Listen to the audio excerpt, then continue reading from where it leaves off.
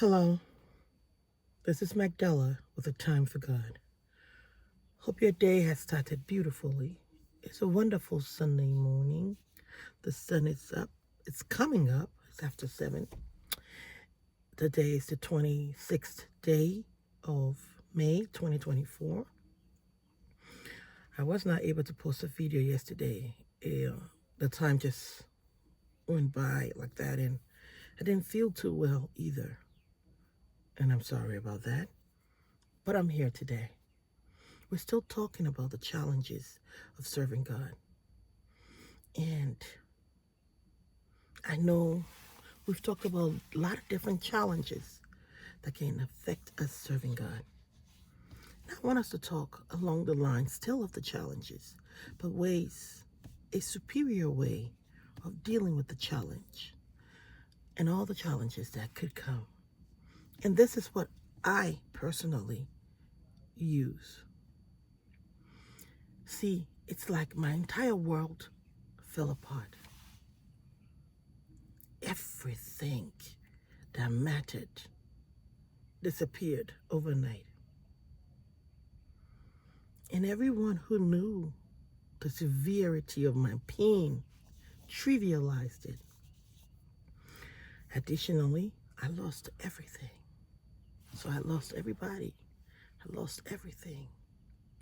And it's just like, it's okay. Trust God and leave it to God. When you get to paradise, it's going to be all right. But I was being buried in my pain and the stress, the anxiety. It gets tough. And these are challenges to serving God.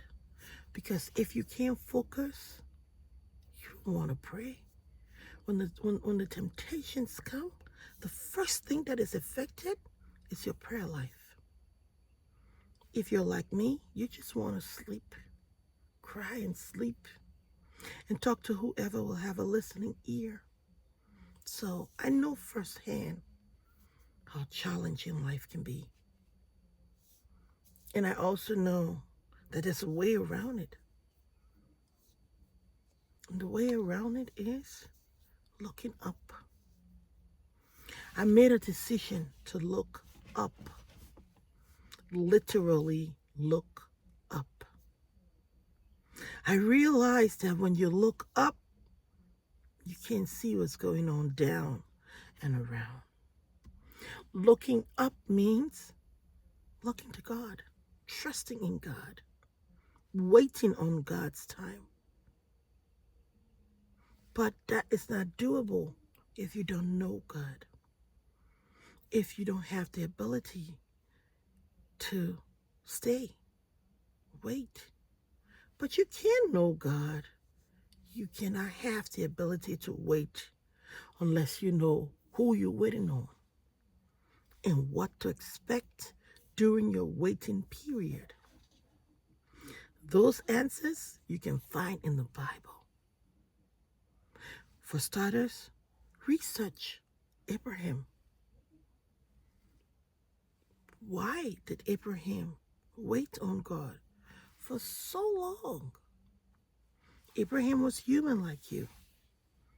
They had a livelihood, a lifespan like you and I do. In fact, at the end, Sarah said it's not possible because she had passed the age of childbearing. So even back then, you could pass the age. And her husband too. There was no way she could see them having pleasure together. They'd passed that stage. So just like you and I, the stages of life affected them. But what kept Abraham steadfast? Researching that helped me. What made Joseph determined to stay on a path after doing so many good things and getting bad results? Why did Job not just curse God and kill himself? Everything that was valuable in life, Job had. And everything that was valuable in life, Job lost. As you research these characters, these individuals, you get to understand that they all had something in common. And that thing is, they knew their God. You can only wait on someone you know will come. If someone told you, I'm coming, 10 minutes later, 15 minutes later than the time they told you they're going to be there, will you still wait if you didn't know who they were? Most likely not. You'd be like, no, it's been 15 minutes, I'm gone. But what if you knew this person, that regardless of the situation, they will show up? Would that make a difference? I know it will. It's the same thing with your service to God. Unless you spend the time getting to know him, you can't trust him. Start to look up. See how vast the up is as compared to the down. When you look down, you see your bills, you see your health, you see your relationship, you see your kids. Those are tiny things as compared to looking up. See how vast the sky is. See how far it is from the earth. It says God's way are far above ours. So are his thoughts. But can we trust him? To deal with the challenges we face today, we got to get to know God.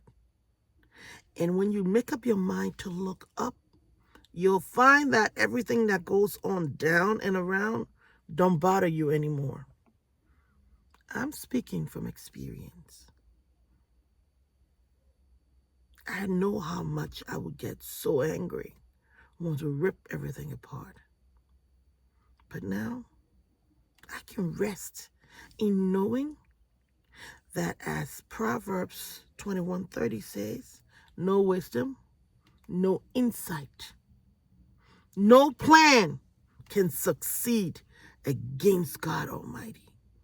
I rest in that fact. Give it your best shot.